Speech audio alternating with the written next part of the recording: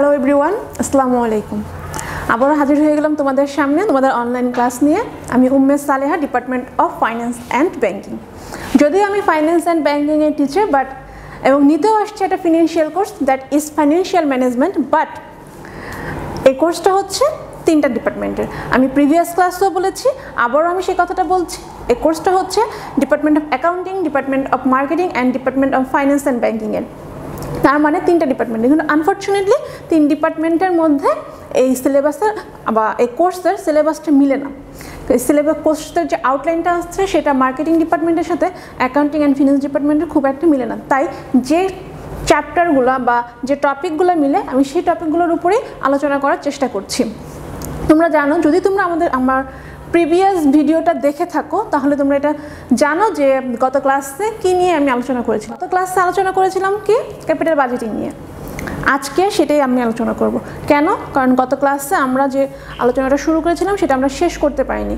তোমরা যদি ক্লাসটা দেখে থাকো তাহলে তোমরা জানবা যে সেখানে আমি কী কী নিয়ে কথা বলেছি। তবে আমি আমার মূল আলোচনা যাওয়ার আগে তোমাদের কাছে কিছু কোশ্চেন করতে চাই। সেটার প্রথম কোশ্চেন হচ্ছে, আমরা এখানে কেন? আমরা টিচাররা তোমাদের জন্য কেন অনলাইন ক্লাস নিচ্ছি? এই প্রশ্নটার উত্তর আমি দিব ক্লাসের শেষে। তোমরা কি মন্তব্য করো সেটা আমি জানতে চাচ্ছি। আমরা কেন অনলাইনে তোমাদের জন্য এখানে দাঁড়িয়ে আছি? ওকে, এই যদি হয় কোশ্চেন, অ্যান্সার তোমরা দাও আর আমি আমার ক্লাসটা শুরু করছি। ক্যাপিটাল বাজেটিংয়ে দুটা মেথড নিয়ে আমি গত ক্লাসে আলোচনা করেছিলাম। একটা হচ্ছে traditional method and second one হচ্ছে মডার্ন মেথড।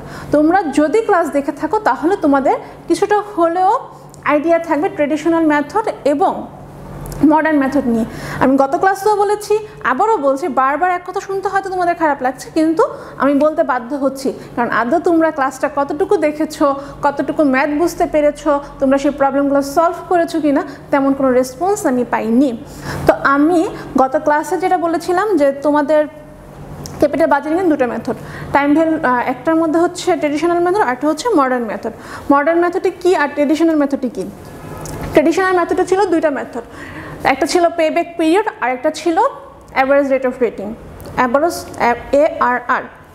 তো তোমরা ARR এবং পেব্যাক পিরিয়ড এই দুটার ম্যাথ খুব সুন্দরভাবে বুঝিয়ে দেওয়া হয়েছিল। তোমরা সেটা কতটুকু করেছো সেটা তোমরাই ভালো জানো। বাট সেখানে অনেকটুকুই বলা হয়েছিল যে একটা কমন কথা বারবার বলা হয়েছিল, মডার্ন যে মেথডগুলো ছিল আর ট্রেডিশনাল যে মেথডগুলো ছিল এই দুটার মধ্যে, সেটা হচ্ছে টাইম ভ্যালু অফ মানি। ফিন্যান্সে এই টপিকটা সব কিছুর মধ্যে থাকে আর এটাই ছিল মূল পার্থক্য। পেব্যাক পিরিয়ড এবং ARR, average rate of rating, এই দুটো জিনিস যখন বোঝানো হয়েছিল তখন বারবার বলেছিলাম যে সেখানে টাইম ভ্যালু অফ মানি এই টপিকটা একদমই আসে না। তবে যখন মডার্ন মেথডটা ইউজ করা হয় তখন আসে। মডার্ন মেথডে কী কী বলেছিলাম মনে আছে কি? মডার্ন মেথডে ছিল তিনটা জিনিস। ফার্স্ট অফ অল ছিল NPV, নেট প্রেজেন্ট ভ্যালু, দেন ছিল PI, profitability index, and the third one ছিল IRR, internal rate of return. গত ক্লাসে আমি NPV পর্যন্ত একটা ম্যাথ বুঝিয়ে দিয়েছিলাম। তোমাদের সুবিধার্থে সেই ম্যাথগুলোটা আমি করেছিলাম তোমাদের একটা বোর্ডের অঙ্ক। তো তোমরা যদি বোর্ডের ম্যাথগুলো করো তাহলে দেখে যাবো যে এই প্রবলেমগুলো আসে, যে প্রবলেমগুলো ঘুরে ফিরে আসে সেগুলো নিয়ে কথা বলার চেষ্টা করা হচ্ছে। আমি আমার যথাসাধ্য চেষ্টা করেছিলাম NPVটা বোঝানোর জন্য। আশা করছি যদি তোমরা দেখে থাকো তাহলে বুঝবে। আমি আর সে কথাতে যাচ্ছি না, যেহেতু নেট প্রেজেন্ট ভ্যালুটা প্রিভিয়াস ক্লাসে বুঝিয়ে ফেলেছি তাই আজকে আমি প্রফিটেবিলিটি ইন্ডেক্স শুরু করব। আর এই যে এতগুলো কথা বললাম যে নেট প্রেজেন্ট ভ্যালু বুঝিয়েছি, পেব্যাক বুঝিয়েছি, কেন বললাম? এই কারণে বললাম যে নেট প্রেজেন্ট ভ্যালুটা IRR এবং PI এই দুটার সাথে ওতপ্রোতভাবে জড়িত। ওতপ্রোতভাবে জড়িত কথাটা এই জন্যই বললাম যে আসলেই এরকমভাবে জড়িত। নেট প্রেজেন্ট ভ্যালু ছাড়া তোমার IRRও কমপ্লিট হবে না, PIও কমপ্লিট হবে না। তাই PI এবং IRR করার আগে নেট প্রেজেন্ট ভ্যালুটা খুব ভালোভাবে বুঝতে হবে। ওকে, এই পর্যন্ত ছিল আমার প্রিভিয়াস ক্লাস থেকে বর্তমান ক্লাসে আসার রাস্তাটা। এবার আমি সরাসরি ক্লাসে ঢুকে যাব। দেখো, আমি বোর্ডে প্রফিটেবিলিটি ইন্ডেক্সের একটা ম্যাথ তুলে রেখেছি। আমি এখানে প্রফিটেবিলিটি ইন্ডেক্স কথাটা লিখিনি। প্রফিটেবিলিটি ইন্ডেক্সের ম্যাথ আমি আগে তুলে রেখেছি, তবে তার আগে আমি তোমাদেরকে প্রফিটেবিলিটি ইন্ডেক্স নিয়ে কিছু কথা বলতে চাচ্ছি। প্রফিটেবিলিটি ইন্ডেক্সটা কি? প্রফিটেবিলিটি ইন্ডেক্স হচ্ছে একটা রেশিও। এটাকে যদি বলা হয় এটা কি একদম ছোট্ট করে বলতে হবে, ইটস আ রেশিও। কিসের রেশিও? এটা হচ্ছে present value of cash inflow এবং present value of cash outflow of a project একটা প্রজেক্টের present value of cash outflow এবং প্রেজেন্ট ভ্যালু অফ ক্যাশ ইনফ্লোর একটা রেশিও, যার মাধ্যমে তোমার একটা রেশিও বের করে বোঝা যাবে যে এটা দিয়ে এটা কতটুকু আমার কাজে লাগবে বা নেট প্রেজেন্ট ভ্যালুতেও এটা কতটুকু কাজে দিবে। ওকে, আমি এখন আজকের ক্লাসে শুরু করছি profitability index. Let's start profitability index. Profitability index কি, আমি তোমাদেরকে এটা কিছু পেপারে লিখে নিয়ে আসছি, সেগুলোতে দেখো। এখানে আমি কিছু সূত্র দিয়েছি, কিছু কাগজপত্রের মধ্যে কিছু লিখে এনেছি, চেষ্টা করছি তোমাদেরকে ভালোভাবে বোঝানোর জন্য। আমি জানি না কতটুকু পারবো, আমি আমার তরফ থেকে সর্বাত্মক চেষ্টা চালাচ্ছি। আমি এখানে এটা বোঝানোর আগে বা এটা বলার আগে আমি শুধু এটুকুন বলতে চাচ্ছি, প্রফিটেবিলিটি ইন্ডেক্স কি। প্রফিটেবিলিটি ইন্ডেক্স হচ্ছে একটি রেশিও, সোজা সাপটা কথা, একটা রেশিও। কিসের রেশিও? এটা হচ্ছে প্রফিটেবিলিটি ইন্ডেক্স হচ্ছে net present value of cash inflow two net present value of cash outflow of a investment. একটা ইনভেস্টমেন্টের ক্যাশ আউটফ্লো এবং ক্যাশ ইনফ্লোর মধ্যে একটা রেশিও বের করা হয়, যার মাধ্যমে যে কোনো প্রজেক্টের ইনভেস্টমেন্টের র্যাঙ্কিং করা হয়। এখানে যে সূত্রটা দেওয়া আছে একটু দেখো, যে পিআই সমান সমান কি, দেখো পিআই সমান সমান কি, present value of cash inflow divided by present value of cash outflow. Present value of cash inflow divided by present value of cash outflow. এটার মাধ্যমে কি বোঝা যাচ্ছে, আমি ইনফ্লোকে যখন আউটফ্লো দিয়ে ভাগ করব তখন আমার বের হয়ে যাবে পিআই। এই পিআইটা কি কাজে লাগবে সেটা আমি পরে বলবো, তার আগে বলছি পিআইটা কখন অ্যাকসেপ্টেড হবে, কখন রিজেক্টেড হবে। একটু খেয়াল করে দেখো, এখানে আমি কি লিখেছি, PI more than 1, PI less than 1, PI is equal 0। When PI is more than 1, then it's accepted. When PI is less than 1, it's rejected. I repeat, when PI is more than 1, it's accepted. When PI is less than 1, it's rejected. But what to do when PI is equal to 0? PI is equal to 0, then the decision is depends. দেখো আমি লিখে দিয়েছি, it depends. ওকে, এটুকুন আমি বলে রাখছি, বাকি কথাটা আমি এভাবে মুখে বলবো, তোমরা এইটুকুন একটু হাইলাইট করে রাখবা, when it's accepted, when it's rejected and when it's depend। ওকে, এখানে দেখো when it's accepted, যখন PI 1 থেকে বড়, PI 1 থেকে ছোট, এই ধরনের ক্যালকুলেশনটা আসছে। আচ্ছা, পিআইটা কেন করব? পিআই যেহেতু নেট প্রেজেন্ট ভ্যালুর সাথে এরকমভাবে জড়িত, পিআইটা কেন করব? এখানে অনেকগুলো কোশ্চেন আসে আমাদের। আচ্ছা, এই কোশ্চেনগুলোর অ্যান্সার আমরা দিব, তার আগে আমরা শুনি যে পিআইটা কেন লাগে। পিআইটা ইউজ হয় ইনভেস্টমেন্ট র্যাঙ্কিংয়ের জন্য। ওকে, পিআই কেন ইউজ হয়? পিআই ইউজ হয় ইনভেস্টমেন্ট র্যাঙ্কিংয়ের জন্য। আচ্ছা, আর আরেকটা জিনিস আমরা কি শিখেছি, পিআইটা যখন 1 থেকে বড় হবে তখন অ্যাকসেপ্ট করব, যখন 1 থেকে ছোট হবে তখন রিজেক্ট করব, আর যদি 0 হয় সেটা ডিপেন্ড করবে। কিন্তু সব থেকে বড় মজার ব্যাপার হচ্ছে পিআই এর সাথে এনপিভির সম্পর্ক। এনপিভির সাথে পিআই এর যে সম্পর্ক সেটা হচ্ছে পজিটিভ নেগেটিভের। একটু দেখো, আমি আবার এই কাগজটা তোমাদেরকে দেখাচ্ছি। এখানে দেখো আমি নোট দিয়ে এই ব্যাপারটা হাইলাইট করেছি। পিআই যখন 1 থেকে বেশি হয়, মানে যখন অ্যাকসেপ্টেড হয় পিআই, তখন এনপিভিটা পজিটিভ থাকে। পিআই যখন 1 থেকে ছোট হয় তখন এনপিভিটা নেগেটিভ থাকে। আর পিআই যখন 0 হয় তখন এনপিভিও 0 হয়। পিআই 1 থেকে বড়, দ্যাট মিনস এনপিভি পজিটিভ। তার মানে কি বুঝতে পেরেছো, আমাদের কিন্তু পিআই বের করার আগে নেট প্রেজেন্ট ভ্যালু বের করার লাগে। নেট প্রেজেন্ট ভ্যালু পজিটিভ মানে PI more than 1, net present value negative মানে পিআই লেস দেন 1। একটু খেয়াল করে দেখো, প্রথম থেকে পিআই কি, present value of cash flow divided by present value of outflow. তারপরে দেখো পিআই এর এক্সেপশন রিজেকশনটা 1 থেকে বড় ছোট হলে এক্সেপশন রিজেকশন হয়, আর এই 1 নেট থেকে বড় ছোটটা কিসের উপরে ডিপেন্ড করে? নেট প্রেজেন্ট ভ্যালুর উপরে ডিপেন্ড করে। ওকে, দেন এখন আমি বলছি কেন এটা হয়। একটু কেয়ারফুলি দেখেছো কি, যে সূত্রের উপরের দিকে কি ছিল? সূত্রের উপরের দিকে ছিল হচ্ছে present value of cash inflow এবং নিচের দিকে ছিল হচ্ছে present value of cash outflow. যদি আউটফ্লোটা বেশি হয় তাহলে কি হবে? তুমি যদি ছোট সংখ্যাকে বেশি বড় সংখ্যা দিয়ে ভাগ করো, সেক্ষেত্রে কি হয়? তুমি 2কে 4 দিয়ে ভাগ করো, কি আসবে? 0.5। কিন্তু তুমি 4কে 2 দিয়ে ভাগ করো, কি আসবে? 2। তার মানে কি আমার যদি ইনফ্লোটা বেশি হয় তাহলে আমার এটা পজিটিভ বা বড় সংখ্যা হবে, আর যদি ইনফ্লো কম হয় তাহলে এটা ছোট হবে। এবার কি বোঝা যাচ্ছে যে কখন এনপিভি পজিটিভ মানে হচ্ছে PI more than 1 and less than 1? NPV positive মানে হচ্ছে যে তোমার net present value of cash inflow যেটা আছে সেটা বেশি হবে। তো NPV অফ নেট ইনফ্লো যদি বেশি হয় তাহলে আমার এটা দেখো 1 থেকে বেশি হচ্ছে। আর যদি আমার নেট প্রেজেন্ট ভ্যালু পজিটিভ না হয় নেগেটিভ হয় মানে হচ্ছে আমার ইনফ্লো যদি কম হয় ইনভেস্টমেন্ট যদি বেশি হয় সেক্ষেত্রে এটা অটোমেটিক্যালি 1 থেকে কমে আসছে। এবার কি বোঝা যাচ্ছে কেন মোর দেন 1 অ্যান্ড লেস দেন 1 হলে এক্সেপশন রিজেকশন? কারণ ইনফ্লো বেশি হলে আমার অ্যান্সারটা আসবে more than 1 as like that. Inflow বেশি answer more than 1 and inflow যদি কম হয় তাহলে অ্যান্সার হয়ে যায় লেস দেন 1। তার মানে কি যে আমার যদি নেট প্রেজেন্ট ভ্যালুটা বেশি আসে তাহলে এটা বেশি হবে 1 হবে, মোর দেন 1 হবে, আর যদি নেট প্রেজেন্ট ভ্যালু কম আসে তাহলে লেস দেন 1 হবে। এটা হচ্ছে এক্সেপশন রিজেকশনের ক্রাইটেরিয়া। এখন তোমাদের মনে খুব নর্মাল একটা কোশ্চেন হবে যে আমি তো নেট প্রেজেন্ট ভ্যালু দিয়ে এটা করতে পারি, তাহলে আমার পিআই করার কি দরকার? অবশ্যই দরকার আছে, কারণ পিআই একটা রেশিও তোমাকে দিবে যার মাধ্যমে তুমি বুঝতে পারবা যে তোমার 1 টাকা ইনভেস্টমেন্ট করার ফলে তুমি কত টাকা জেনারেট করতে পারবা। মানে তুমি 1 টাকা ইনভেস্ট করে তুমি কত টাকা আসবে তোমার সব মিলিয়ে। তুমি যদি 1 টাকা ইনভেস্ট করো তুমি কি 4 টাকা পাবা, নাকি তুমি 1 টাকা ইনভেস্ট করে 1 টাকাও পাবা না, সেটা শুধুমাত্র তুমি পিআই করেই পাবা।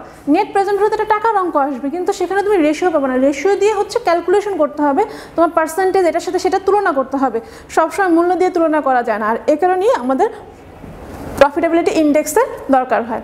ওকে, আমরা এখন একটা ম্যাথে চলে যাব। এখানে দেখো আমি একটা ম্যাথ তুলেছি, আমি চেষ্টা করছি স্পষ্ট করে তোলার। আমি এটা বলছি, দেখো মিস্টার রহিম ইনভেস্ট টাকা 20,000 ইন আ প্রজেক্ট। মিস্টার রহিম একটা প্রজেক্টে 20,000 টাকা ইনভেস্ট করছে এবং it will generate the following cash flow, এবং এটা হচ্ছে নিচের এই ক্যাশ ফ্লোটা জেনারেট করবে। ক্যাশ ফ্লোটা কি? প্রথম মাসে হচ্ছে 8,000, দ্বিতীয় মাসে 9,000, তৃতীয় মাসে বলতে পারো, ইয়ারে বলতে পারো, তুমি যেটা বললে তোমার স্বাচ্ছন্দ্য হয়। বা ফার্স্ট ইনস্টলমেন্ট হচ্ছে 8,000, second installment 9,000, third installment 7,000 and the discount rate is 10%। আমাদের এত কিছু দিয়ে দিয়েছে এবং আমাকে দেখে বলছে যে এটা কি আদৌ অ্যাকসেপ্টেড হবে কি না। চলো এবার আমরা অঙ্কটা শুরু করি, দেখি অঙ্কটা অ্যাকসেপ্টেড হবে কি না। দেখো আমি তোমাদের সুবিধার জন্য পুরো অঙ্কটাই তুলে ফেলছি, একটু কেয়ারফুলি দেখো, স্টেপ বাই স্টেপ যাও। এখানে আমাদেরকে যে ফ্যাক্টরটা দিয়ে দিয়েছে, ডিসকাউন্ট ফ্যাক্টর দিয়ে দিয়েছে 10%। 10%-এর এই টেবিলটার কথা আমি প্রিভিয়াস ক্লাসও বলেছি, আবারও বলছি, তোমরা যারা ফিনান্সের স্টুডেন্ট বা মার্কেটিং বলো, ম্যানেজমেন্ট বলো, অ্যাকাউন্টিং বলো, সবারই ফিনান্স বইয়ের পিছনে একটা চার্ট পাবা, আর এটাকে বলা হয় লক টেবিল। সেখানে দেখবা যে প্রেজেন্ট ভ্যালু টেবিল দেওয়া আছে, present value annuity table, future value table, future value annuity table, এছাড়াও স্টেটের কিছু টেবিল দেওয়া থাকে। সেই টেবিলগুলোতে এই মানগুলো দেওয়া থাকে, উপরে হয় ইয়ার দেওয়া থাকে, সাইডে মানগুলো 10%, 5%, 4% এরকম করে দেওয়া থাকে, অথবা উপরে পার্সেন্টেজগুলো দেওয়া থাকে, সাইডে ইয়ারগুলো দেওয়া থাকে। একটু কষ্ট করে বইয়ের পিছনের দিকে গেলেই এই টেবিলটা তোমরা পেয়ে যাবা। সেখানে দেখবা 10% দিয়ে 1 নম্বর ইয়ারে একটা পার্সেন্টেজ দেওয়া আছে, সেটা হচ্ছে এইটা। 10%-এ 2 নম্বর ইয়ারের একটা পার্সেন্টেজ দেওয়া আছে, 3 নম্বর ইয়ারের একটা পার্সেন্টেজ দেওয়া আছে। আর যদি তোমরা মনে করো যে না আমি এটা আমার জন্য হ্যাফেজার্ড হয়ে যাচ্ছে বা এটা আমি করতে পারবো না, সেই ক্ষেত্রে তোমরা একটা সূত্র অ্যাপ্লাই করতে পারো, that is 1/1 + i to the power n। এখানে i এর মান হচ্ছে 1/1 + 0.10 টু দ্য পাওয়ার n, মানে হচ্ছে ইয়ার। প্রথম বছরের জন্য 1, যদি প্রথম বছর হয় 1, দ্বিতীয় বছর হলে 2, তৃতীয় বছর হলে 3, এরকম করে করতে হবে। ক্যালকুলেশনের হিসাবটা হচ্ছে এটা। আর এটা আমার হিসাবে হচ্ছে এটা করাটা খুবই ঝামেলাযুক্ত ব্যাপার, কারণ বারবার এই হিসাব করা, বারবার লিখবা, এটা খুব ঝামেলা হয়ে যায়। তার থেকে যদি তুমি টেবিলটা ক্যারি করতে পারো সেটা অনেক বেটার, আর এটা তোমাদের জন্য অ্যালাউয়েবল। তোমরা পরীক্ষার হলে এই টেবিলটা নিয়ে যেতে পারবা, এটা তোমাদের জন্য অ্যালাউ। তো এই হচ্ছে ফাংশন, আর এই ফাংশনটার সাথে এটা গুণ করলে যে প্রেজেন্ট ভ্যালু আসে, এটা নিয়েও আমরা প্রিভিয়াস ক্লাসে আলোচনা করেছি। তাই আমি এখন আর নতুন করে এই জিনিসগুলো নিয়ে আলোচনা করব না। এটা থেকে এই প্রেজেন্ট ভ্যালুগুলো কিভাবে আসে সেটা আমরা প্রিভিয়াস ক্লাসে আলোচনা করেছি। আর একটু বলে দিচ্ছি, তারপরও এটার সাথে এটা গুণ করলেই এই মানটা চলে আসে। এভাবে তিনটা করে এই যে টোটাল তিনটা মান আসলো, তিনটা মানের এই যোগফল হচ্ছে এইটা। তার মানে হচ্ছে টোটাল ক্যাশ ইনফ্লো 3 বছরে যে ইনফ্লোটা হয়েছে সেটা প্রেজেন্ট ভ্যালু করলে এই মানটা আসবে। এটা হচ্ছে টোটাল ক্যাশ ইনফ্লোর মান। টোটাল ক্যাশ ইনফ্লো মানে 3 বছরে যে ক্যাশটা আসছে 8,000, 9,000, 7,000 সেটাকে প্রেজেন্ট ভ্যালু করে যোগ করলে এটা আসে। আর আমাদের সূত্রটা কি বলেছিলাম? Present value of cash benefit অথবা cash inflow, present value of cash outflow. Cash outflow মানে হচ্ছে ইনভেস্টমেন্ট, ক্যাশ আউটফ্লো মানে হচ্ছে investment, and cash benefit, net cash benefit তার মানে হচ্ছে ক্যাশ ইনফ্লো। যা ক্যাশ ইনফ্লো হয়েছে তাকে ক্যাশ বেনিফিট বলা হচ্ছে। তার মানে আমাদের ইনফ্লো হয়েছিল এইটা, দেখো 19,963, 19,963। আর আমাদের ক্যাশ আউটফ্লো কোনটা? আমাদেরকে এই যে বলে দিয়েছিল ইনভেস্ট 20,000 টাকা, ইনভেস্ট 20,000 টাকা, that is cash outflow, net cash outflow. এই দুইটাকে ভাগ করলে দেখো এটা আসছে। আমরা কি জেনেছিলাম? আমাদের অ্যান্সার কি এসেছে? 0.998, but not 1, almost 1 but not 1। একটু যদি 1 হয়ে যেত তাহলে হয়তো এটা আমরা অ্যাকসেপ্ট করতে পারতাম, কিন্তু আমাদের এক্সেপশন অ্যান্ড রিজেকশনের রোল কি ছিল? If PI is more than 1 then it's accepted, if PI less than 1 then it's rejected। তার মানে এটা হবে accepted। এখন আমাদের এটা কি more than 1 না less than 1? obviously it's less than 1, তার মানে এটা rejected। এটা হচ্ছে সহজ সবটা কথা হচ্ছে এটা 1 থেকে ছোট, এজন্য এটা রিজেক্টেড। আর যদি একটু খোলামেলাভাবে তুমি চিন্তা করতে যাও যে 1 থেকে কেন কম হলো, আমি এটা কেন রিজেক্ট করবো, 1 এর সাথে কি হলো, একটু ঠান্ডা মাথায় চিন্তা করে দেখো। আমার টোটাল যে প্রেজেন্ট ভ্যালুটা আসছে, মানে আমি 20,000 টাকা ইনভেস্ট করলাম আর আমি 3 বছর শেষে পেলাম 19,963 টাকা। এটা কখনো সম্ভব? এটা সাধারণ জ্ঞানে যদি আমরা চিন্তা করি যে আমি কাউকে 20,000 টাকা ঋণ দিব, সে আমাকে 3 বছর পর 19,000 টাকা দিবে, আমি কি তাকে দিব এই ঋণটা? কখনোই দিব না। সো এটার সাথে এই 1 এর একটা সম্পর্ক আছে, 1 থেকে কম মানে rejected. That's all from profitability index. Okay, এখন আমরা আলোচনা করব internal rate of return, IRR নিয়ে। এটাই হচ্ছে মেন ফোকাস। সাধারণত স্টুডেন্টরা দেখা যায় এই চ্যাপ্টারের মধ্যে ইন্টারনাল রেট অফ রিটার্নটা নিয়ে সবথেকে বেশি ভোগান্তিতে ভোগে, এবং ম্যাথ যখন আসে most of the time IRR নিয়েই আসে। কারণ IRR ম্যাথটা হচ্ছে এরকম যে তুমি IRR করতে গেলে অলরেডি NPV করেই যাবা, NPV ছাড়া IRR করা সম্ভব না। যেটা একটু আগেও বলেছিলাম যে NPVটা আমাদেরকে ক্লিয়ারলি জানতে হবে, বুঝতে হবে। তো IRR কি? IRR এর অর্থটা দেখো, ইন্টারনাল রেট অফ রিটার্ন। যদি এটাকে অ্যাপ্রোপ্রিয়েটলি আমি বলতে যাই তাহলে এটাকে বলতে হবে এটা ডিসকাউন্ট ফ্যাক্টর অথবা এটা ডিসকাউন্ট রেশিও। IRR একটা ডিসকাউন্ট রেশিও, যেটার মাধ্যমে কি করা যায়, যেটার মাধ্যমে ইনভেস্টমেন্টের নেট প্রেজেন্ট ভ্যালু যেটা আছে সেটাকে জিরোতে প্রকাশ করা যায়। ওকে, জিরোতে প্রকাশ করা যায়। আমি এটাকে তোমাদেরকে কিছু কাগজপত্রের মাধ্যমে দেখানোর চেষ্টা করছি। একটু খেয়াল করে দেখো যে এখানে দেখো আমি এই পেজে কিছু জিনিস লিখে নিয়ে আসছি। একটু খেয়াল করলে দেখবা যে এখানে যেটা লেখা আছে IRR এর দেখো present value of expected cash outflow inflow equal to present value of expected cash outflow. IRR এর কি বলেছিলাম আমি?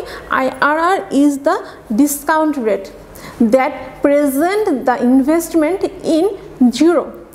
IRR এমন একটা ডিসকাউন্ট রেট যা প্রেজেন্ট ভ্যালু, ইনভেস্টমেন্টের প্রেজেন্ট ভ্যালুটাকে জিরোতে নিয়ে আসবে। জিরোতে কখন হবে? যখন present value of cash inflow, মানে আমি যে ইনকামটা পাচ্ছি প্রতি বছর বছর যে আমার ইনফ্লোটা হচ্ছে সেটার প্রেজেন্ট ভ্যালু এবং যে ইনভেস্টটা হয়েছে, মানে যে ইনভেস্টমেন্টটা করেছি, এই দুটো যখন সমান হবে তখনই কিন্তু net present value NPV zero. মানে আমার ইনফ্লো থেকে আউটফ্লো বাদ দিলে জিরো হবে, আউটফ্লো থেকে ইনফ্লো বাদ দিলে জিরো। মানে আমি 20,000 টাকা ইনভেস্ট করে 5 বছর পরে আমি যখন প্রেজেন্ট ভ্যালুতে কনভার্ট করবো তখন দেখবো যে 5 লাখ টাকাই পেয়েছি, 1 লাখ টাকা ইনভেস্ট করলে 1 লাখ টাকাই পেয়েছি।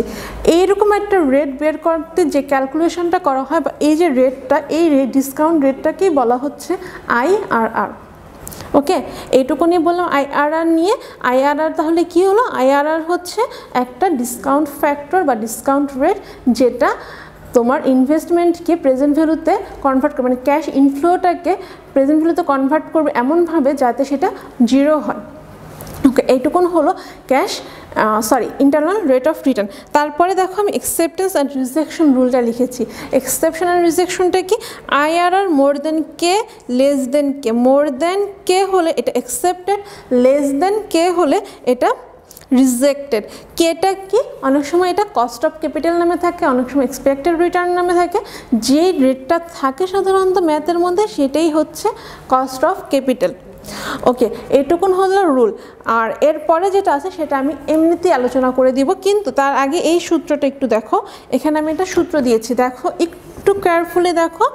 IRR এখানে সাধারণত তোমরা বইয়ের মধ্যে দেখবা ABCD দিয়ে কি এই সূত্রগুলো লেখা থাকে বা ফর্মুলাগুলো লেখা থাকে।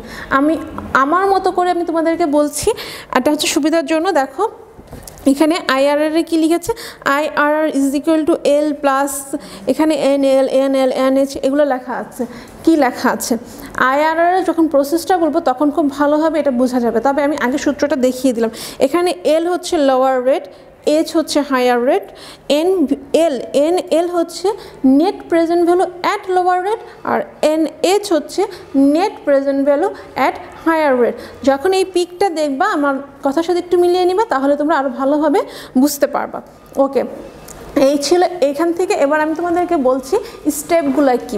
স্টেপগুলোতে যদি যেতে চাও তাহলে তোমাদেরকে যেটা মাথায় রাখতে হবে যে ক্যালকুলেশন এই higher value, lower value, net present value, higher value এগুলো কি। এই সূত্রটা আমি একটু আগেই বললাম যে আমরা একটা ডিসকাউন্ট রেট বের করব, এমন রেট যেখানে নেট প্রেজেন্ট ভ্যালুটা 0 হবে। আর এই রেটটা বের করার জন্য সবার আগে যেটা করতে হবে সেটা হচ্ছে ইন্টারপোলেশন করতে হবে। ইন্টারপোলেশন ছাড়া এই কাজটা হবে না। মেনলি এখানে আমাদের IRR এর কাজই হচ্ছে ইন্টারপোলেশন করা। যে ম্যাথ সূত্রটা দেখালাম বা ফর্মুলাটা, এই ফর্মুলাটা হচ্ছে ইন্টারপোলেট করার ফর্মুলা। কিন্তু এই ইন্টারপোলেশনের আগে তোমাকে তো দুটা ডিসকাউন্ট রেট বের করতে হবে, তাই না? ডিসকাউন্ট রেট দুটো তুমি কোথায় পাবা? ডিসকাউন্ট রেট দুটা সাধারণত ম্যাথে দেওয়া থাকে না। সাধারণত যদি তোমাকে IRR বের করতে বলা হয় সেক্ষেত্রে তোমাকে কোনো ডিসকাউন্ট রেট বলে দেওয়া হবে না। সেরকম একটা ম্যাথ আমি তুলে রেখেছি, সেটা আমরা করাবো ইনশাল্লাহ। তবে তার আগে আমি যেটা বলছি সেটা একটু কেয়ারফুলি শোনো। যদি ডিসকাউন্ট রেট দেওয়া না থাকে সেক্ষেত্রে কি করবা, এখানে আমি আরেকটা পেজে দেখো আরও কিছু সূত্র লিখে নিয়ে আসছি। যদি ডিসকাউন্ট রেটটা দেওয়া না থাকে সেক্ষেত্রে যদি ডিসকাউন্ট ফ্যাক্টরটা মানে আনুমানিক ডিসকাউন্ট ফ্যাক্টরটা আমাকে বের করতে হবে, সেক্ষেত্রে আমি কি করব, আমাকে এই সূত্রটা অ্যাপ্লাই করতে হবে। Average cash inflows divided by average cash outflows, average cash investment divided by average cash inflows. এই সূত্রগুলো তোমাদের বইয়ে খুব সুন্দর করে দেওয়া আছে। তোমাদের বোঝার জন্য আমি এখানে এরকম কালারফুলি লিখে নিয়ে আসছি। অ্যাভারেজ ক্যাশ ফ্লোটা কি, অ্যাভারেজ ক্যাশ ফ্লোটা হচ্ছে cash flow of the years divided by number of years. এগুলো তোমরা জানো, এগুলো জাস্ট তোমাদেরকে একটু রিমাইন্ড করার জন্য এখানে লিখে নেওয়া, বলে দেওয়া, যাতে তোমরা হয় না অনেক সময় সহজ ব্যাপারগুলো ভুলে যাই, সহজ ব্যাপারগুলো যাতে ভুলে না যাও সেজন্য করা। Average cash investment divided by average cash outflow. আর অ্যাভারেজ ক্যাশ আউটফ্লোটা কোনটা, এইটা। এই সবগুলো জিনিস আরও ক্লিয়ার হবে যখন আমরা ম্যাথটা করব। এটা তো গেলে এই পর্যন্ত। এবার দেখো নিচে কি আসছে, পে ব্যাক রিসিপ্রোকাল। এই পে ব্যাক রিসিপ্রোকালটা দিয়েই হচ্ছে ইন্টারেস্ট রেট অফ রিটার্নের একটা মেয়াদ বের করা হয়। এই যে সূত্রগুলো, এই সূত্রগুলো সবগুলো আমি পিক দিয়ে দিবে এখানে, সেই পিকগুলো থেকে তোমরা দেখে নিবা। এখানে দেখো আমি কিছু কথা লিখেছি, সেগুলো আন্ডারলাইন করে রেখেছি, আমি সেগুলো এখন মুখে বলবো, একটু পিকের সাথে মিলিয়ে নিবে। ওকে, দেখো এখানে যে পে ব্যাক রিসিপ্রোকালটা ছিল, পে ব্যাক রিসিপ্রোকালের সূত্র দিয়ে যে অ্যান্সারটা বের হবে সেখানে হচ্ছে average net cash outflow divided by average net cash inflow বা benefit divided by average net cash outflow. এটাকে একটা পার্সেন্টেজ করে আমরা রেট বের করব। এই রেটটার অর্ধেক আমরা গ্রহণ করব, গ্রহণ করে একটা ওই রেটটা ধরে একটা নেট প্রেজেন্ট ভ্যালু বের করব। তারপরে সেটার উপরে ডিপেন্ড করে, মানে যদি প্রথম যেটা ধরলাম, ধরো এখানে আমি এই ক্যালকুলেশনটা করার পরে এখানে যে ক্যালকুলেশনটা, এই সূত্র দিয়ে ক্যালকুলেট করার পরে একটা ভ্যালু বের হলো যেটা নেগেটিভ বা পজিটিভ, সেক্ষেত্রে কী করবো, ধরো এমনিতেই বের হলো, ধরো এখানে বের হলো 10%, তো আমি এটাকে কী নিব 5%। 5% নেওয়ার পরে আমার এই যে দেখো এখানে অঙ্ক আছে, যে অঙ্কে ক্যাশ ইনফ্লোটা দেওয়া থাকে, সেই ক্যাশ ইনফ্লোর ওই 5% ফ্যাক্টর ধরে ক্যাশ ইনফ্লোটাকে প্রেজেন্ট ভ্যালুতে কনভার্ট করে নিয়ে আসা হবে। তারপরে দেখা হবে কি আসে ভ্যালুটা। যদি এরকম হয় যে নেট প্রেজেন্ট ভ্যালুটা যোগ করার পরে নেগেটিভ আসলো, মানে আউটফ্লো থেকে ইনফ্লো কম হয়ে গেল, সেক্ষেত্রে কি করব? আর যদি ইনফ্লো থেকে আউটফ্লো কম হয়ে যায় সেক্ষেত্রে কী করবো সেটা আমি তোমাদেরকে আরেকটা ছবির মাধ্যমে দেখাচ্ছি। একটু কষ্ট করে বারবার এই ছবিগুলো দেখে নেবা।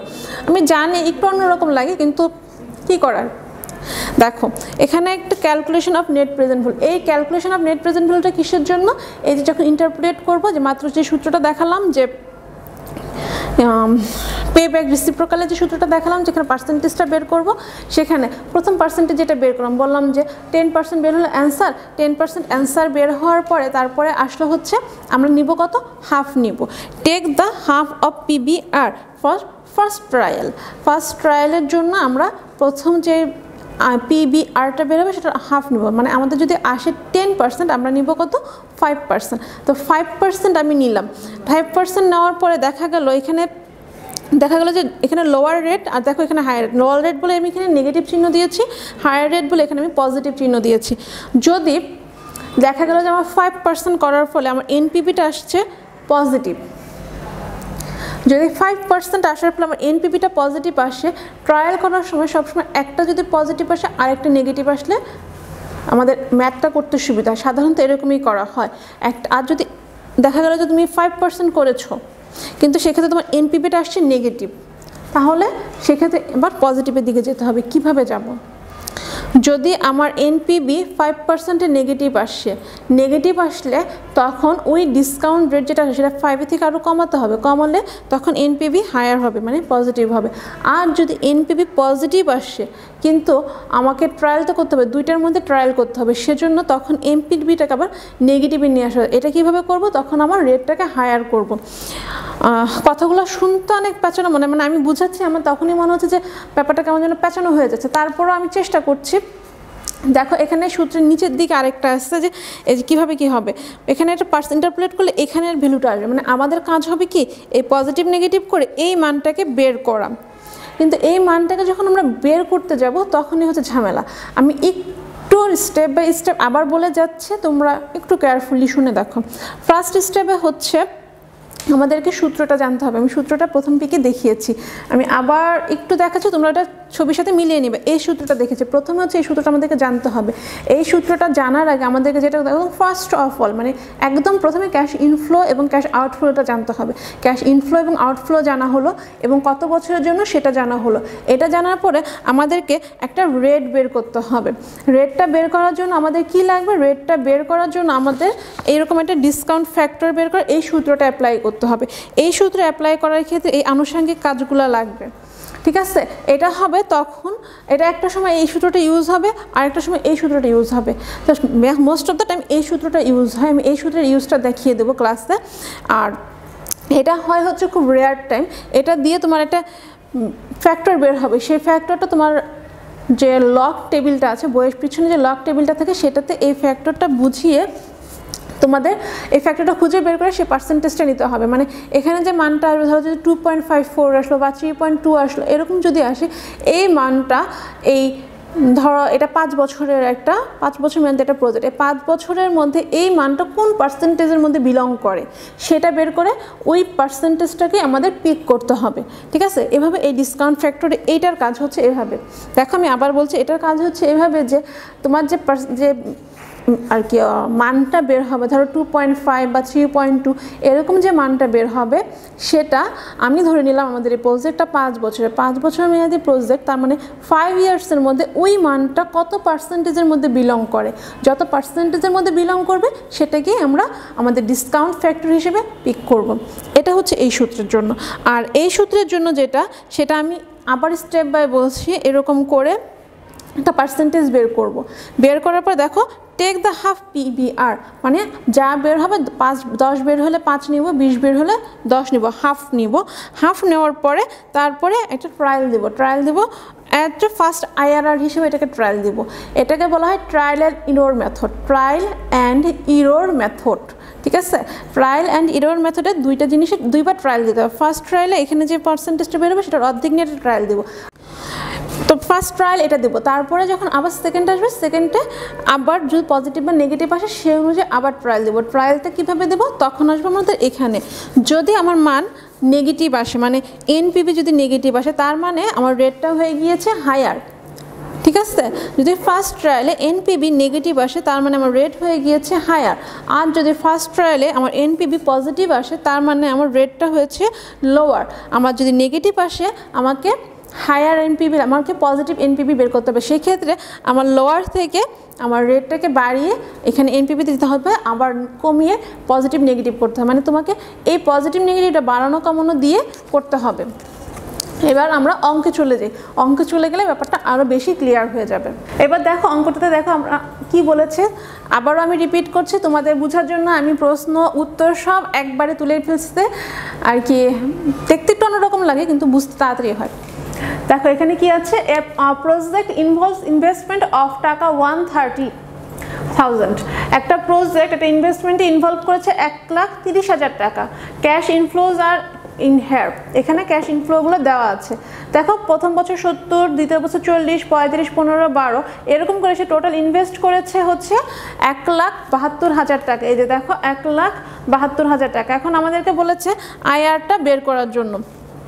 ওকে, এবার অ্যান্সারটা দেখো, অ্যান্সারটা কি হয়। এখানে সবার আগে যেটা করতে হবে প্রেজেন্ট ভ্যালুর টেবিলটা করতে হবে। আমি পুরো টেবিলটাই একসাথে করেছি, তো পুরো টেবিলটা একসাথে করার আগে যেটা করতে হবে, যেটা আমি বলেছিলাম একটু আগে, যে আমাদেরকে প্রথমে কি করতে হবে, পে ব্যাক রিসিপ্রোকাল যেটা সেটা বের করতে হবে। পে ব্যাক রিসিপ্রোকালটা বের করার জন্য সূত্র দেখিয়েছিলাম, দেখো সূত্রটা ছিল এইটি, average CF80 divided by investment. Investment বা আমি তোমাদেরকে যেটা লিখিয়েছিলাম cash outflow, net cash outflow আর ইনভেস্টমেন্ট যে এক জিনিস সেটা তো এখন পর্যন্ত আর বলার অপেক্ষা রাখে না। ওকে, অ্যাভারেজ CF80 মানে cash outflow after tax. Average cash outflow after ট্যাক্সের সূত্র কি, অ্যাভারেজ ক্যাশ আউটফ্লো আফটার ট্যাক্সের সূত্র হচ্ছে যে টোটাল যে ক্যাশ আউটফ্লোটা আছে, টোটাল যে ক্যাশ আউটফ্লোটা আছে সেটাকে নাম্বার অফ ইয়ার্স দিয়ে ভাগ করা। নাম্বার অফ ইয়ার্স দিয়ে টোটাল ক্যাশ আউটফ্লোটাকে ভাগ করলে অ্যাভারেজ ক্যাশ আউটফ্লো চলে আসে। দেখো অ্যাভারেজ ক্যাশ আউটফ্লো আমাদেরকে বলে দিচ্ছে টোটাল ক্যাশ আউটফ্লো হচ্ছে 1,72,000 টাকা। এই যে 1,72,000কে যদি আমরা 5 দিয়ে ভাগ করি তাহলে আমার এটা বের হয় 1,34,000 টাকা, ঠিক আছে। এটা হচ্ছে average cash outflow divided by cash, এটা হচ্ছে অ্যাভারেজ ক্যাশ ইনফ্লো, এটা হচ্ছে divided by average cash outflow. Outflow কত ছিল, 1,30,000 টাকা। এই যে ইনভেস্টমেন্ট 1,30,000 টাকা, ইনভেস্টমেন্ট 1,30,000 টাকা, এটাই হচ্ছে ক্যাশ আউটফ্লো 1,30,000। এটাকে যখন আমরা পার্সেন্টেজে নিয়ে আসবো, মানে ভাগ করে ক্যালকুলেট করার পরে এই অ্যান্সারটা আসে 26.46%, 26%, অলমোস্ট 26%। তো আমাদের সূত্রের পরে কি কথা ছিল যে আমরা কতটুকু টেক করব হচ্ছে যা আসবে তার 50% বা অর্ধেক। তা আমরা কত টেক করব, 13.23। তো আমরা তো আগেই বলেছিলাম যে আমরা লগ টেবিল ইউজ করব। তো লগ টেবিল ইউজ করতে গেলে এরকম ভাঙা ফাংশন দিয়ে করাটা ঝামেলাযুক্ত, আর সে কারণে আমরা একটু অ্যারাউন্ড ফিগার নিয়ে নিচ্ছি। অ্যারাউন্ড ফিগার বলতে এখানে তো আছে 13.2, আমি 12% দিয়ে কাজ করছি, ঠিক আছে। দেখো আমি এখানে 12%-এ কাজ করেছি। তো 12%-এ প্রথম বছরের জন্য কত আসছে, এই পয়েন্টগুলো সব লগ টেবিল থেকে নেয়, তোমরা লগ টেবিল থেকে নিয়ে নিবে যে 12%-এ প্রথম বছরের ডিসকাউন্ট রেট কত আসছে, দ্বিতীয় বছর তৃতীয় বছর এরকম করতে করতে কত আসছে, এই যে এই পর্যন্ত আসলো। এই পর্যন্ত আসলে তারপরে হচ্ছে প্রেজেন্ট ভ্যালুটা বের করে। প্রেজেন্ট ভ্যালু কীভাবে বের করে, আমরা জানি এটার সাথে এটা গুণ করলে এই অ্যান্সারটা আসবে। তার মানে প্রথম বছরের প্রেজেন্ট ভ্যালু এটা, দ্বিতীয় বছর তৃতীয় বছর, এভাবে পুরো 5 বছরের প্রেজেন্ট ভ্যালুটা আমরা বের করলাম। পুরো 5 বছরের প্রেজেন্ট ভ্যালুর যোগফল হচ্ছে এটা 1,35,654। তার মানে কি, আমার যদি 12% আমি ধরি, আমার ক্যাশ ইনফ্লো হচ্ছে 1,35,000 সামথিং। তার মানে আমার নেট প্রেজেন্ট ভ্যালু হবে কি, পজিটিভ। কেন পজিটিভ হবে, কারণ ইনভেস্টমেন্ট কি ছিল 1,30,000 আর আমার ইনফ্লো হয়েছে 1,35,000। এটা যেহেতু পজিটিভ তো আমাকে কি করতে হবে, আমাকে এখন এটা হলো আমার ফার্স্ট ট্রায়াল। বললাম না যে আমাদের 2টা ট্রায়াল করতে হবে, ফার্স্ট ট্রায়াল কোনটাতে যাবে, 12%-এ করে দেখলাম যে আমার পজিটিভ ভ্যালু আসছে। যদি প্রথমটা পজিটিভ আসে তাহলে আমরা নেক্সটটা কি চিন্তা করব, নেগেটিভ করার জন্য। কিভাবে নেগেটিভ করব, এই পার্সেন্টেজটাকে বাড়ালে এই অ্যামাউন্টটা কমে যাবে, ঠিক আছে? একটু কেয়ারফুলি শোনো, এই পার্সেন্টেজটাকে মানে এই ডিসকাউন্ট ফ্যাক্টর যত বাড়বে তোমার প্রেজেন্ট ভ্যালুর মান তত কমবে, ঠিক আছে? ডিসকাউন্ট ফ্যাক্টর যত বাড়বে প্রেজেন্ট ভ্যালুর মান তত কমবে। তুমি যদি প্রেজেন্ট ভ্যালু বাড়াতে চাও, মানে তুমি যদি এটা 1,40,000-এ যেতে চাও, তাহলে তুমি এটাকে কমাবা। আর তুমি যদি এটাকে নেগেটিভ ফিগারে নিতে চাও বা এটাকে কমাতে চাও, তাহলে এটাকে বাড়াবা। এই টেকনিকটা একটু কষ্ট করে মনে রাখতে হবে, 2-3টা অঙ্ক করলেই মনে রাখা যায়। এটা গেল। আর আমি যেহেতু চাচ্ছি যেটা পজিটিভ আসছে, তার মানে আমার আরেকটা যে ট্রায়াল করব সেটা নেগেটিভ আসুক। আবার বলছি, আমি যেহেতু চাচ্ছি আমার এটা পজিটিভ আসছে, তাই আমার সেকেন্ড ট্রায়ালের টোটাল নেট প্রেজেন্ট ভ্যালুটা যেন নেগেটিভ আসে, আর সে কারণে আমি ডিসকাউন্ট ফ্যাক্টরটাকে বাড়িয়ে দিয়েছি। ওকে, আমি ডিসকাউন্ট ফ্যাক্টরটাকে বাড়িয়ে 15% নিয়েছি। 15%-এর লগ টেবিল থেকে এই মানগুলো উঠানো হয়েছে। লগ টেবিল থেকে এই মানগুলো নেওয়ার পরে এই 70%-এর সাথে এটা গুণ করে এটা আসে। এইভাবে প্রত্যেকটা 35,000-এর সাথে এটা গুণ করে 23,000 এরকম আসে। এভাবে যোগ করে দেখা গেল 5 বছর শেষে টোটাল নেট প্রেজেন্ট ভ্যালু আসে 1,28,714। মিল গেল কি? কথাটা মিলল তো, যে আমার যদি এটা বেড়ে যায় তাহলে আমাদের নেট প্রেজেন্ট ভ্যালু টোটালটা কমে যাবে। এই জিনিসটা একটু মনে রাখলে ট্রায়াল অ্যান্ড এরর করে করা যায়। আমার যেটা লাগবে, আমাদের সূত্রে লাগবে lower rate higher rate, net present value of lower rate at lower rate, net present value at higher rate. তো আমাদের দেখো সবগুলো চলে আসছে। আমি একটা লোয়ার রেট পেয়েছি, একটা হায়ার রেট পেয়েছি, লোয়ার রেটে একটা নেট প্রেজেন্ট ভ্যালু পেয়েছি, হায়ার রেট একটা নেট প্রেজেন্ট ভ্যালু পেয়েছি। তার মানে কি আমাদের সূত্রে যা যা লাগবে আমাদের সব কিছু কালেক্ট করা হয়ে গিয়েছে। যদি কালেক্ট করা হয় তাহলে আমরা সূত্রে বসিয়ে দিই। সূত্রটা আমাদের কি ছিল? আমাদের সূত্রটা ছিল এটা। আমি একটু মুছে দিচ্ছি, উপরের এটা মুছে দিলে নিচে একটু ভালোভাবে চোখে লাগবে।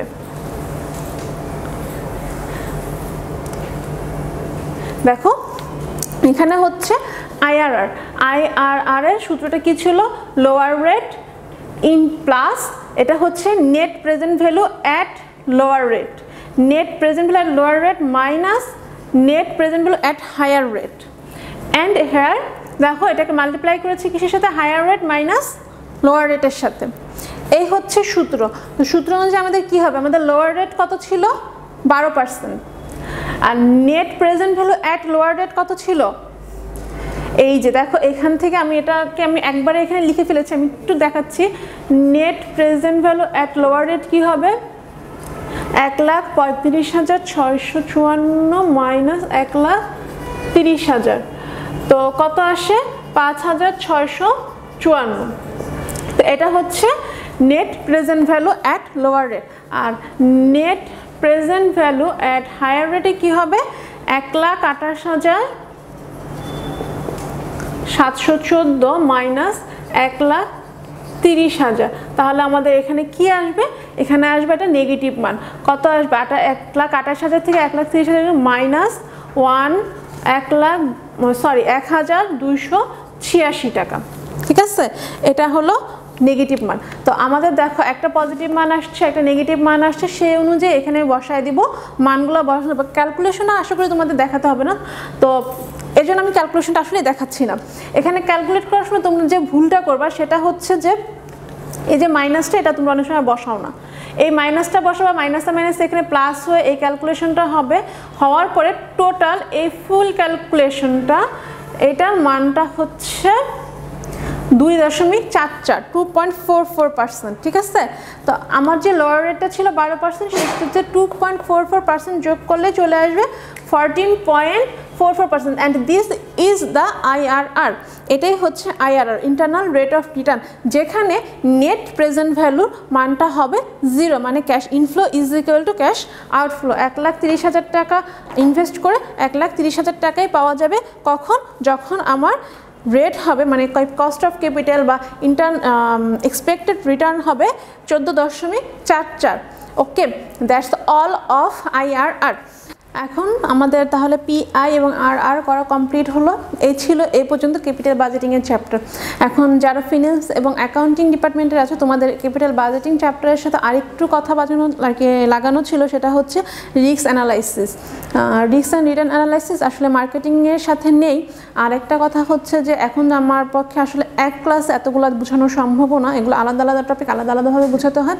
রিস্ক এবং রিটার্ন অ্যানালাইসিসটা যদি আমি পারি আমি নেক্সট টাইম কখনো বুঝাই দেবো, বা তোমাদের যদি আর কি সমস্যা না হয়, যারা ফিন্যান্সের এবং অ্যাকাউন্টিংয়ের স্টুডেন্ট আছো তোমরা ফার্স্ট ইয়ার অথবা সেকেন্ড ইয়ারে প্রিন্সিপাল অফ ফিন্যান্সের return risk and return analysis চ্যাপ্টারটা করেছো, এটা অলমোস্ট সেই চ্যাপ্টারের মধ্যেই, অথবা তোমরা বিজনেস স্ট্যাটিস্টিক্স যে চ্যাপ্টারগুলো করেছো সেই চ্যাপ্টারের সাথে অনেক মিল আসছে। আর অনেকের হয়তো কোয়েশ্চেন থাকে যে অনেক সময় দেখা যায় এই সূত্র সেই সূত্র, বা এই মান দিয়ে দিয়েছে ওই মান দিয়ে দিয়েছে, এখন কথা হচ্ছে এই মানগুলো ম্যাথে কোথাও কাজে লাগছে না লাগলে নাই। তুমি দেখবা হচ্ছে যে সবসময় ফিন্যান্সের বা ফাইন্যান্সিয়াল ম্যানেজমেন্ট টাইপ এই কোর্সগুলোতে কী করতে হয় যে আমাকে সূত্রটা মনে রাখতে হবে, এই সূত্রটার মধ্যে যা যা লাগে তা যদি আমি আমার ম্যাথের কোশ্চেন থেকে পেয়ে যাই তা দিয়েই আমার ম্যাথ হবে। বাড়তে যদি কিছু থাকে সেটা যদি না লাগে কিছু করার নেই, অনেক সময় এরকম হতে পারে। আর এই তো ছিল ক্লাস, আমার তরফ থেকে আমি সর্বাত্মক চেষ্টা করেছি তোমাদেরকে বোঝানোর। তো তোমরা যদি একটু খেয়াল করে দেখো, মানে ধৈর্য ধরে যদি এতটা সময় দেখো, তাহলে আশা করা যায় বুঝতে পারবা।